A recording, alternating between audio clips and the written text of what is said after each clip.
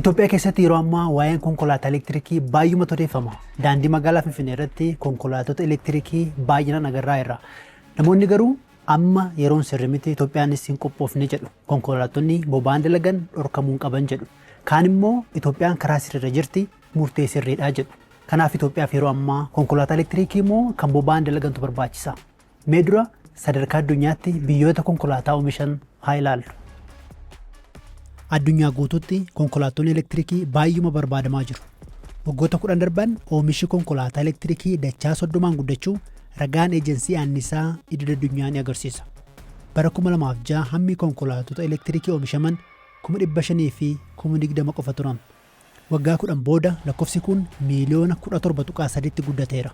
Chaayinaan ammoo baay'inaan oomishuun biyyi dorgomuun hin jiru. Bara 2024 konkolaattota miiliyoona 12.4 oomishteetti.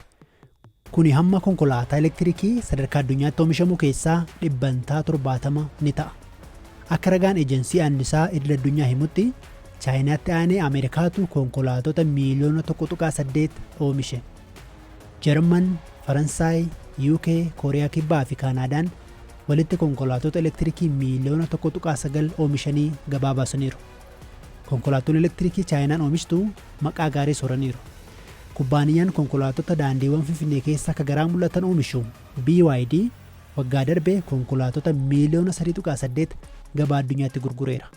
Teeslaan ammoo miiliyoona 1.7 gurguree jedha ragaan EV Volumes jedhamu.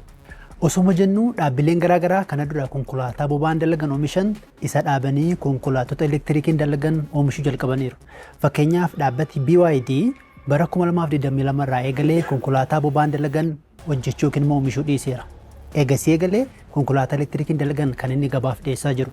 Dhaabbati Jaguaris baranaa jalqabee konkolaattota elektirikii qofa oomishaa jira.